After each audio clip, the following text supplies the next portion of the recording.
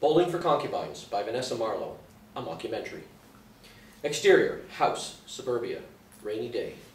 Outside it rains drearily, but inside the light from a television can be seen glowing. Interior, house, living room, continuous.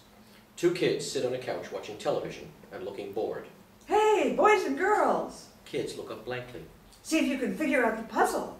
Kids look more interested. You're feeling bored. Outside it's raining. Inside you want to kill each other. But what can you do? I know, let's go bowling. Let's go bowling for concubines. Kids jump up and high-five each other simultaneously. Exterior park, sunny day. Holding each other's hands, two kids run out eagerly. It's a new game that's sweeping the nation. Curious how to play? Two men look at each other and nod enthusiastically. First, pick your concubines, boys.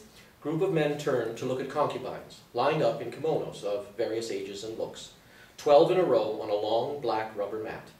Some fall and bounce right up like punching bags. Men leer. Now, find a bowling ball. Men stand around looking at large iron and stone bowling balls lined up.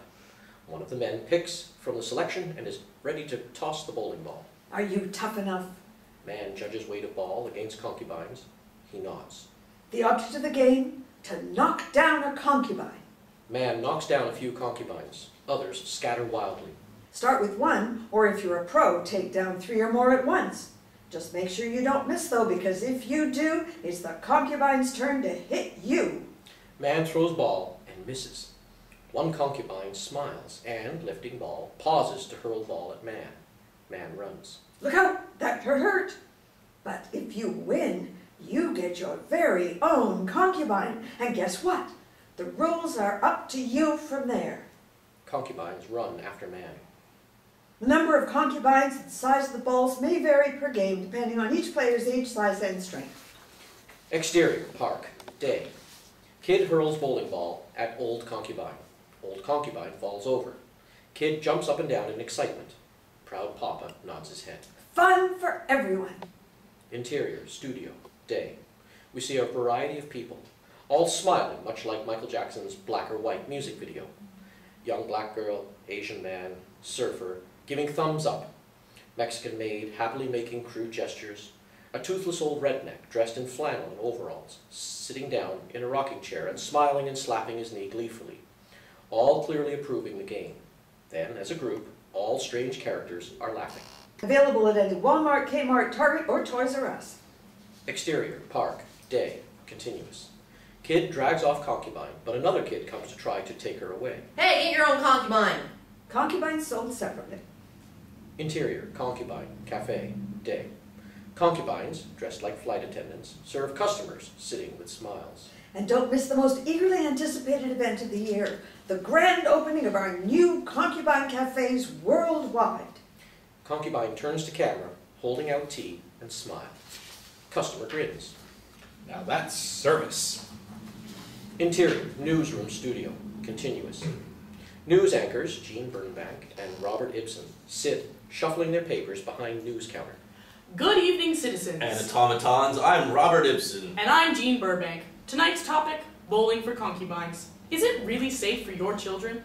We'll explore the sudden impact of a game that has gripped an entire group of uneducated and educated people and the irreparable damage it has caused. We went to see firsthand how parents felt about a game of strikes. How many strikes does it take before someone gets taken out? Exterior, country house, somewhere remote, day. A country home, a swing set, a pretty front yard with flowers and oak trees. Burbank walks onto the scene. Picture it. The perfect family until one bad game, and a twist of the ankle turned into a skull frac that nearly cost little Bobby Phillips his very life. Exterior, house, backyard, day. Mr. and Mrs. Phillips push little Bobby on a swing. Sister, Douglas, looks on from a distance. Interior, living room, Phillips' house, day. Mr. Phillips sits in an armchair looking formidable, as Mrs. Phillips sits on a couch looking flighty and anxious. 1 minute, we were all laughing, and then the next thing I knew, Bobby's head was a red pancake. Mr. Phillips looks at Mrs. Phillips, irritated. I can still see the ball flying through the air. Everyone watches imaginary ball flying. That woman is pure evil. Wow, you're really hard on your wife. I'm talking about Raisin Flower, the concubine. Oh. Mr. Phillips looks at his wife, who is staring into space. So when they rushed Bobby to the hospital... Mrs. Phillips dries at her eyes with a handkerchief. Mr. Phillips stares stonily ahead. How did that feel? I imagine it hurt, but then he probably felt nothing because he was already too stupid to feel anything. I meant, how did you feel? Oh, shocked. I'd never wish any parent to go through what we went through. Nothing can prepare you for a pain like that. But every other family on the block was playing it, and they said it was safe. So if your neighbors jumped off a bridge, you would too? Yes. No, we've always been very open-minded about trying new things, but it just seemed fun and exciting. I blame myself mainly. I indulged him, spoiled him. I don't think I ever said no to him, and look where he is now. Mrs. Phillips finishes on a sob, covering her mouth with a kerchief. Mr. Phillips shifts uncomfortably and adjusts his glasses. Interior, teenager bedroom, day. A jaded teenager, Douglas, sits on bed in a horror-filled teenager's room. She is dressed in private school attire with dark, goth-like lipstick, heavy eyeliner, and dark, long hair hiding half her face. Marilyn Manson-like music plays in the background. Screen reads, Douglas, Bobby's sister. I don't see what the big deal is. He was an idiot before the accident. Personally, I like him better now. He leaves me and my friends alone. She picks up her drumsticks, then hits her drums. I spoke with Bobby briefly. Interior, Bobby's room, continuous. Bobby runs into room, closes door, and rocks back and forth on his bed. Bobby is a teenager with a flattened head, who talks like a baby and is completely unintelligible. He is forced to wear a saucer on his head, much like injured dogs who wear saucers around their necks. Do you remember what happened to you? Bobby just looks into space and picks his nose. How does it make you feel, Bobby? Bobby stares at Burbank, giving no indication that he sees or hears her. Sad? Glad? Mad? Tiki tiki tembo no sorembo. Cherry berry ruchi pip peri pembo. Bobby runs to corner of room where a Chinese violin rests. He begins to play. Horrible screeching sounds are emitted. Burbank looks at him sadly. Interior, Phillips' living room, day. Mr. and Mrs. Phillips sit on the sofa. He's a moron. My son is an imbecile. But why would you allow your son to participate in violence against women? Max said it was okay. I guess I thought better her than me. Mrs. Phillips, realizing what she has said, gets up and leaves the room. Mr. Phillips shakes his head. She's been knocked senseless too many times. Burbank opens her mouth to say something, but then closes it. Raisin Flower should be given the chair. How can they let this go on? Burbank raises an eyebrow. Raisin Flower is currently serving her possible lifelong prison term. Interior, prisoner's visiting room, day. Raisin Flower, a Filipino female inmate who looks tough but is strikingly beautiful, sits behind table smoking a cigarette with Ibsen. Raisin Flower shows Ibsen pictures of herself. She smiles nostalgically. I was beautiful once. Oh? What do you mean, oh? Oh, I mean, yes, of course. You're an odd interviewer, staring at my chest and not agreeing that I'm gorgeous. Well, you sound very educated. Surprised, white man? I've made it a point to educate myself. So what really brings you here, Mr. Ibsen? I think that's my question, Raisin Flower. What brought you here? Rage, Mr. Ibsen, rage. As a little girl in a broken village, there was nothing I wanted because I'd never seen what there was to want. When did it all change? One humid day, a military man rode by our farm. I was hypnotized by the shiny wheels of his pimp limo. I'd never even clapped eyes on a car before. Seeing my fascination, he offered me a spin. I never saw my village again. What happened? After being beaten, drugged, blindfolded, and raped, I was thrust into a sack and forced to live in a shed hole. A shithole? That too. A hole in a shed, idiot. Oh. Then, I was plowed with more drugs and cheap booze, beaten and raped, and then beaten some more. Others had it worse, but I knew I had to get out. How did you escape? Thankfully, the captain wasn't very intelligent. He underestimated women. Raisinflower smiles to herself as she silently crushes a soda can. You're a filthy man, just like the rest of your species, Mr. Ibsen. Why, I bet you want it too. You want sex from me. They exchange a thoughtful look. Frankly, I was shocked. She'd read my mind. Raisinflower is crying into her prison robe. A guard comes over, leering at her from the other side of the bars. You know, you may not have to fill out that full prison term. Raisinflower reaches for Ibsen. Guard runs in, beats Raisinflower over her head, and drags her off, leering. Ibsen shakes himself off. Wow, what a woman. Interior, prison, day. A bit later. Raisinflower and other female prisoners work out in gym. Raisinflower suddenly drops her barbells. Come here, I'll make a woman out of you yet. Timid inmates run in opposite direction. Interior, prisoner supervisor's office, continuous. Prison supervisor stands talking to Ibsen in front of window where they can view other prisoners. It's a rape-based relationship. A lot of boasting and bad-mouthing takes place in sports and prison. Why is that? To make your opponent feel vulnerable so you can gain control and win. It's about domination. So in essence, it's really about survival. Prison is an always present reminder of one's own inadequacies. Raisin keeps exercising because it keeps her sane, some of the time. And that's good. However, she's struggling to be hard, because in prison you don't want to be soft. Then you're vulnerable. She's far too beautiful to be hard. You underestimate her. Prison supervisor raises eyebrow and nods to Raisinflower. Interior prison, continuous. Raisinflower is biting into a security guard's ear. Interior prisoner's therapy office, continuous. Ibsen sighs dreamily. Prison supervisor runs out with club. Interior, saloon, night. She, a Japanese pimp dressed in a red silk robe, lounges on a lavish velvet sofa, surrounded by sexy pictures of submissive women and various Asian art. He is sucking on a lychee. He has long, creepy fingernails, but is somehow well kept. He embodies old-world Japan and has a thick accent. He stares at Burbank thoughtfully. He's known simply as Chi, and he's one of the world's most infamous pimps. Now, aren't you contributing towards Asia's sex industry and human trafficking? What's a little sex tourism? It's a spice of life. So you feel it's okay to abuse females and take advantage of them sexually?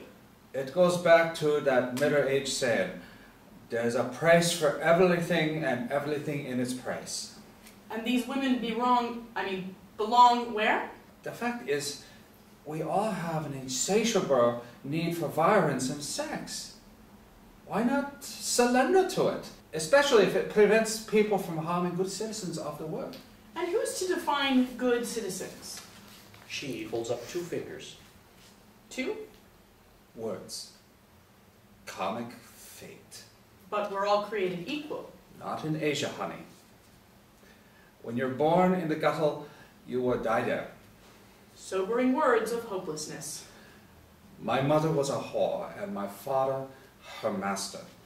The only reason I wasn't sold into slavery was because my father didn't have any sons. So he adopted me as his legitimate child, even though technically I was a bastard. Your point?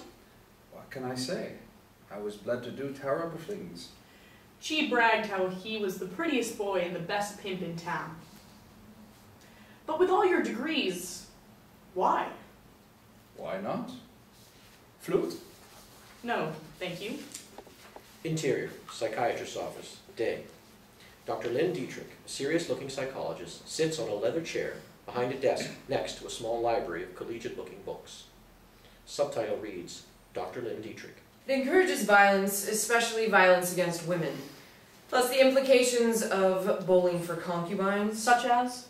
Sexual exploitations for one. This game takes away women's dignity for profit, game, various perversities. What is it saying to kids? That it's okay to just knock down a concubine. Most of them don't know the meaning of the word. Who is an actual human being? Interior, newsroom studio, continuous. Ibsen and Burbank sit behind news counter. According to Webster's dictionary, a concubine is a woman who is not legally a wife but lives with a man. Sometimes she has a recognized position in the household. Like a lamp or a sofa. It can also mean a woman who is the lover of a wealthy married man, but has the social status of a subordinate form of wife. Sounds fun. Reading from Merriam-Webster Dictionary. Or even, a woman who lives with a man and has a sexual relationship with him, but is not married to him. Ooh. Like a girlfriend. Or a hoe. Anyway, there are many kinds of sexual exploitation. Rape, prostitution, incest. Dowry deaths, female genital mutilation, and my personal favorite, Ibsen smacks Burbank on the ass and grabs her boob. Ah! sexual harassment. Burbank rubs her butt painfully. And now for a special treat. The commercial they didn't want us to see. Because it's conks like you've never seen them before. Interior, bedroom, evening. Husband and wife lie in bed, looking unhappy. Husband rolls over, looking hopeful. Wife turns the other way. Does this happen to you? Honey, I have a headache. Husband rolls over, punching a pillow. take an aspirin already. Oh, that sensitivity will get you laid. Well, it's not like anything else is. Wait. Avoid an argument and save your marriage. Why? It's already crumbling. Not necessarily. Meet Sunshine. In walks Sunshine, a submissive prostitute dressed in a kimono. Wife raises eyebrow. Husband's eyes bulge. Sunshine bows and holds out her hand. Hypnotized husband takes Sunshine's hand, and the two run off. Now you can get that sleep you wanted. Exterior, park, day. Dressed in flowery summer dress, Sunshine sits on swing as husband pushes her playfully. Exterior, park, day. Husband and Sunshine chase each other. The two fall to the ground laughing. Then they look at each other, dewy-eyed. Exterior, park, day, a bit later. The two feed each other. Then they begin to make love by a tree. It'll strengthen your relationship. Interior, bedroom, night. Wife rolls over in bed and feels that husband isn't there. Honey?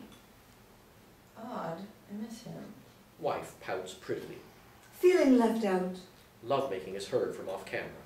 Wife nods. Well, guess what? Now you too can have your own friend. Introducing Concubino. A male concubino walks into bedroom in a skimpy silk robe. Wife raises an eyebrow and smiles slowly. Interior, living room, day. Concubino vacuums in tiny apron. Wife smiles while sprawled on couch. Interior, kitchen, day. Concubino wipes counter and does dishes while cooking and dancing to music. Wife laughs as she watches him doing her nails. Interior, bedroom, night. Wife rolls off of Concubino, satisfied with huge grin on her face. Concubino lights wife's cigarette and then lights his own. Then he begins to massage her temples, her feet, and then kisses her feet. Wife laughs and strokes his head lovingly. This is what my husband promised, but never did.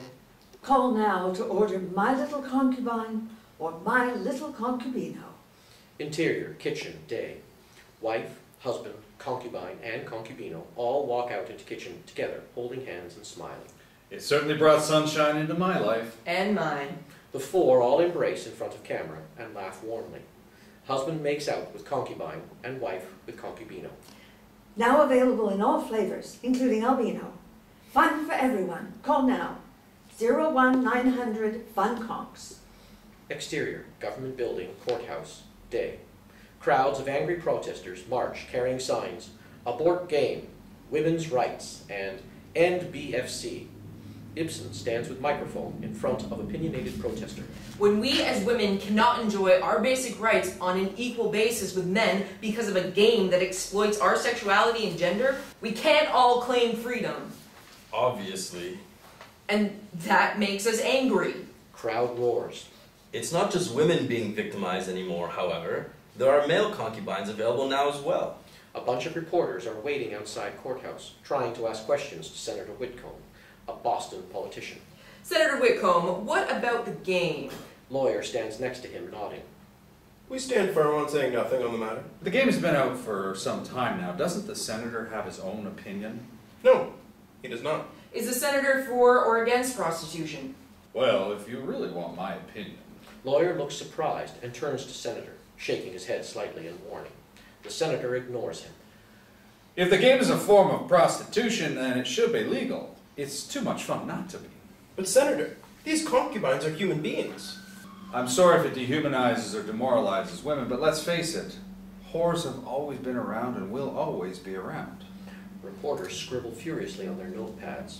Lawyer closes his eyes. Besides, it's like dodgeball, only kinkier. Hey, you ever see that movie with Frank Sinatra? Which one? Don't know, but there's a song in it that goes, "It's fate, baby, it's fate. Too late, baby, too late. It's fate, baby, it's fate." Senator is singing and dancing. Everyone watches him in silence. Lawyer shakes his head, then smiles awkwardly, giving a little shrug. So you're saying it's their fate? If the shoe fits, baby, it's fate, baby, it's fate. Interior, office hallway, day. Female politician walks quickly with purpose, next to Burbank.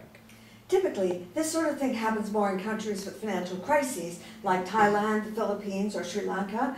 It shouldn't be happening here, at least not so openly. What do you mean by that? I mean, we're not in an economic recession. Opportunities exist. Well, actually, we Our are. women have a choice. There's no excuse for this. But other women may not. And it's amazing what people will do to get into this country. Yes, and some of these women are very, very old, and they're bringing with them STDs no one ever heard of. Ew. Exterior, hospital, day. Burbank walks along an idyllic path in front of a perfectly manicured lawn with well-tended flowers and hedges. And now a walk down Tragedy Lane, where we meet Natasha, Nat, a delusional 35-year-old he-she who looks decades older. Here, she technically lives in a prison that she believes is a palace. A sign says, Tragedy Lane Mental Hospital. Exterior, mental hospital, porch swing, continuous. Natasha, Nat, a middle-aged, yet very-looking Russian concubine, dressed half man, half woman, sits rocking in a porch swing. I had such big dreams when I first came to this country. What happened? I realized I still had to work, make a living. How did you get through it? I just did. But it was a good ride, so I got some chronic pelvic pain and my legs are plastic. Burbank eyes Natasha's legs, which are wrapped in cellophane. I got a mansion. What more do I need? A mansion indeed. What she failed to mention were the 16 unwanted pregnancies, the repeated stints into rehab from drug overuse, and that she now had several unidentified STDs. Wow, this woman has fucked a lot of men, but I digress. Were you ever in love? Love schmove. What do I need that for? I've been on heroin since I was 6. Got it up the ass at 5, but we done here? I'm waking from my dream and I realize I don't like you. My servants will escort you out. Exterior, church garden, day. Preacher Perkins walks with Ibsen as they talk in the garden. For they eat the bread of wickedness and drink the wine of violence. Proverbs chapter 4, verse 17. It seems you would have very strong opinions, Mr. Perkins. Please call me Peter. Like the apostle. Yes, my dear Ibsen, we reap what we sow. We reap what we sow. Yes. Do you have any predictions about where our country is headed, Peter? Well, I'm not God, but I'll tell you this. Prostitution is going to be legal in all the states. At the rate we're going, the legal sexual age is going to be 12. 12? 12! And abortion is going to be the only method of birth control among teens. Ibsen is writing furiously. So you're saying everyone will be having sex? Aren't they already? Not everyone. People are and will continue to live in sin. Isn't a little sin natural, though? And their ears are dull of hearing, and their eyes, have they closed? Have you closed your eyes, son? Hey, we're all human. You need to quit that Gomorrah attitude, boy.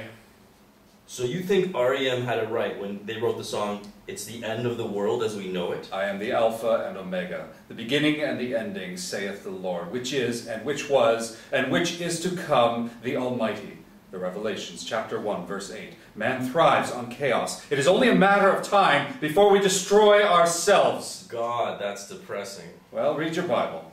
Get the facts, boy. Preacher Perkins plays with a flower as Ibsen pauses to digest all of this. So, what's the point of even living if our time here is short and we're doomed to be damned? There's always hope for salvation. Exterior, Walmart, day. A group of anxious, game-playing addicts, desperate, exhausted, and dim-witted people, bundled in sleeping bags and tents, are waiting in line outside. We're in front of Walmart, where as you can see, the line of people waiting for B.F.C. is amazing. Sir, how long have you been waiting? Man on ground in sleeping bag sits up. He sits counting fingers. Oh, about 5 days since the day after Halloween. Sir, that's 2 weeks. Oh, has it been that long? Well, I know it's stupid, but it feels good knocking others down. I'd have to agree. A group of hippies dance and look high as though it's Woodstock. One woman in flannel with facial hair creeps by chugging NyQuil like bottled water. You refinanced your house to buy more concubines? Woman in flannel nods silently and drinks more. Ibsen raises eyebrow. Ibsen turns to small child walking by. And why do you like it? I like it because it's fun. Well, there you have it. Bowling for concubines is striking everyone. For So You Think You're Smart News, I'm Roger Ibsen. Little girl jumps up and down, clinging to her daddy in background. Daddy, I want to see the conchs. And so you shall. Interior, rotating platform in video game universe. Various concubines rotate on a fighting platform just like in video fighting games like Tekken. The concubines open their robes and flames come out. It's attracted all sorts of people and continues to lure more still despite the dangers. The game has become an enterprise of toys, clotheslines, restaurant chains, and now video games. It's raining bowling balls shaped like genitalia and sexual paraphernalia. Just when you thought bowling for concubines couldn't get any more exciting. Introducing Concubine Chaos. Meet your enemies, Sao Tien Vurong, Sao Hai Vurong, Sao Diem Vurong, Nichiyobi, Getsuyobi, Kaiobi, Suiyobi, Mikoyobi, New Wang, Hulin. As each character is called, she or he comes flying out of a building, doing high kicks, sword slashing, and gun smoking in the air. Each concubine is dressed in various colorful robes. One concubine opens her robes and flames come out. Concubines morph into birds, vampires, dragons, and other evil-looking creatures as they fight and jump over rivers, fires, earth, and ash. Half concubine, half dinosaur fights vampire concubine. Become an expert concubine player and slayer. Slay a conchosaur or dragobine and watch them turn into a cherry blossom. Return to the palace to take the emperor's throne, but beware. The emperor may have been killed by a concubine to be disguised as a flying monkey or a gentle-looking panda.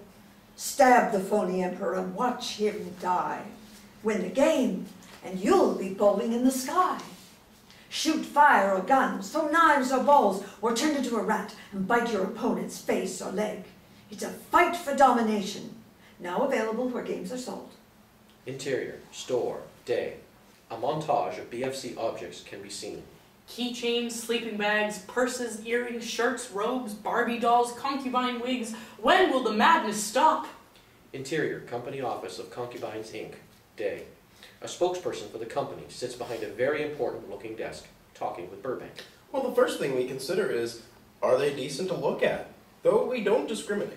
Isn't that a total contradiction? Yes, but we also hire the handicapped, disfigured, and ugly. We have a certain quota to fill for each. You hired the handicapped? Sure. For some of our slower clientele. Where do you acquire them from? Mainly Southeast Asia, but everywhere. Eastern Europe, South America, Africa, maybe? Why, yes. Places where human trafficking is common. Listen, Burbank, the bottom line is they're all legal. And they all have a choice. These women know what they're getting into. And what are they getting into? A game played in well-developed nations, quite simply. Translated, an opportunity for a better life. Or would you have them eating dog? Or being kidnapped and brainwashed in jungles? Are the jungles any better than luring them into a life of disease and abuse? Exactly. So they are abused and diseased. No, that's not what I meant. Ha! You admitted it. And for your information, some of them live in temperate areas. Well, no one is being subjected to involuntary servitude, peonage, debt bondage, or slavery in any way sexual or non as defined by U.S. law. So you say. So you say. It was a beautiful speech. Well rehearsed. I'll give him that. But many knots have been left untied, and we, the crew, had seen very differently. Interior, newsroom, studio. Ibsen and Burbank sit behind the news counter. The question is, what value do we place on human life, if any? For women who have allowed themselves to become slave, prostitute, toys. Do we treat them as people, or as the toy accessories they've become? Fade to black. Screen reads, according to the United Nations, human trafficking is the fastest growing business of organized crime, more profitable and less of a risk than drug trafficking. And hey, sex sells, right? Roll credits.